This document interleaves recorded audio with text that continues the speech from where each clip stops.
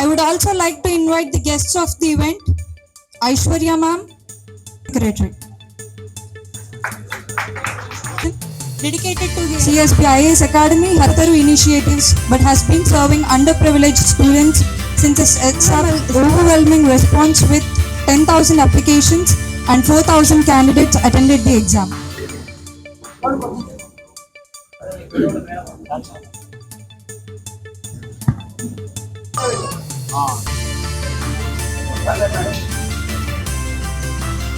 Madhukar and Balakrishna, please come on.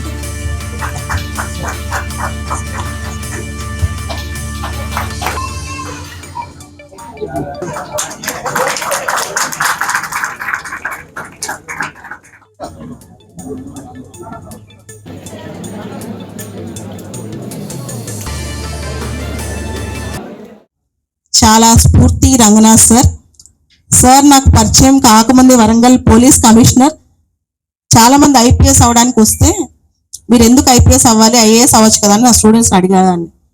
వాళ్ళు మాకు Ranganath sir inspiration అని చెప్పేవాళ్ళు.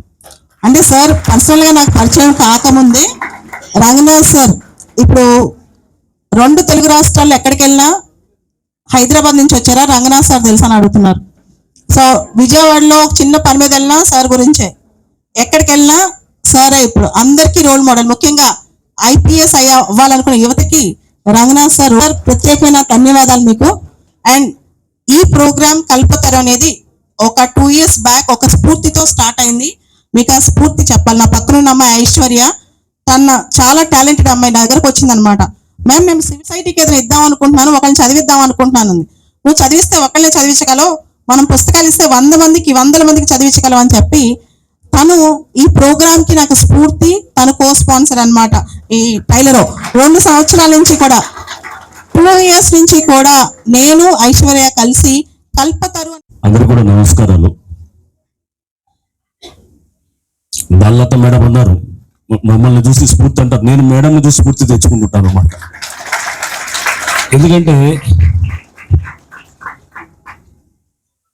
ఒక ఫిజికల్లీ ఛాలెంజ్డ్ లేడీ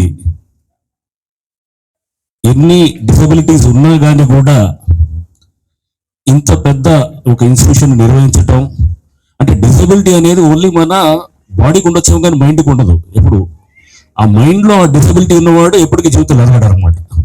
సో ముందు మనం అనుకున్న లక్ష్యాల దిశగా వారు వెళ్తున్నారు. మేడం మీ నుంచి నేను ఎప్పుడు కూడా నిరంతరంగా స్ఫూర్తి తీసుకుంటూ ఉంటాను. And I felt very happy. ఇప్పుడు పక్కన ఐశ్వర్య ఈ అమ్మాయి గురించి చెప్తున్నప్పుడు ఈ పర్టికులర్ కల్పతరు ఈ స్కాలర్షిప్ దీనికి అని చెప్పేసి ఐశ్వర్య వచ్చి స్పాన్సర్ చేయడానికి కో స్పాన్సర్ గా ఉన్నారంటే కనుక ఇంకా ఆనందం అనిపించింది.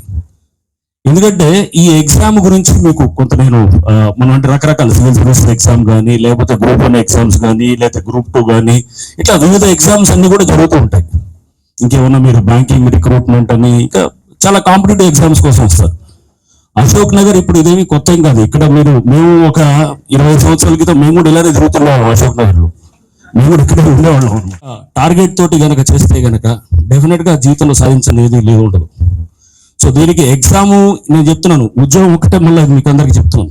ఏదో ఎగ్జామ్ వస్తేనే అంటే స్టేబుల్, మనం ఏంటంటే బిందాస్ దానికి వెళ్దాం, వెళ్ళిపోయి మనం హాయిగా ఉద్యోగం చేసినా చేయకపోయినా పర్వాలేదు గవర్నమెంట్ ఉద్యోగం అనుకుంటే కాదు.